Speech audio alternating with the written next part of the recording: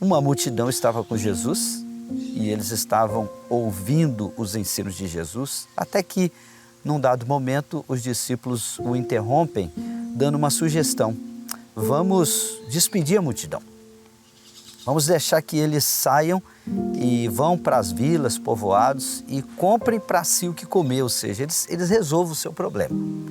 Mas interessantemente, Jesus disse para eles, não, o plano é outro, o plano vai ser vocês. Deem vocês mesmos de comer a essa grande multidão.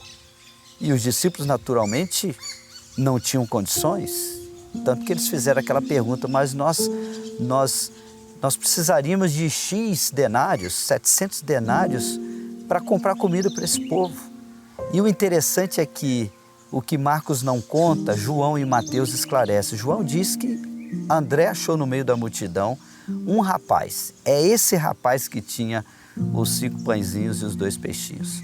E isso é levado até Jesus. Mateus diz que Jesus deu um comando para eles. Tragam até mim.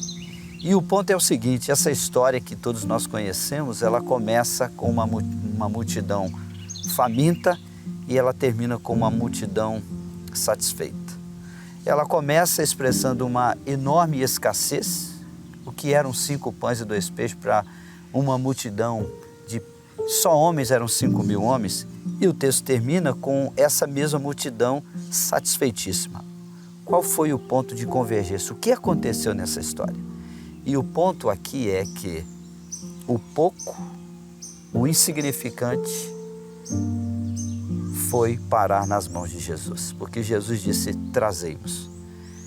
E quando, não importa quem seja a pessoa, quando ela decide colocar o pouco que ela tem nas mãos do Senhor Jesus, porque esse é o lugar, esse é o ponto, é aí onde o milagre acontece, é aí onde o pequeno se torna grande, onde o pouco se torna muito, onde o escasso se torna suficiente, às mãos do Senhor Jesus. A ordem que ele deu foi cumprida. Foram os discípulos que alimentaram cada pessoa daquela. O desafio para nós, Igreja do Senhor Jesus, é exatamente esse.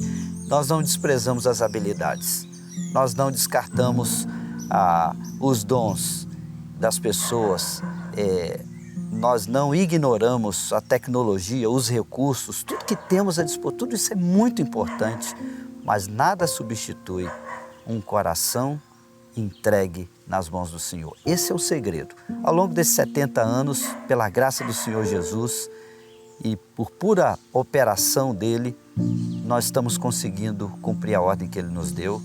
E para nós, a palavra de ordem é essa. Continuem olhando para o Senhor, confiando nele, dependendo dele, até que o Evangelho chegue na última tribo, no último grupo étnico que ainda não ouviu do Senhor Jesus.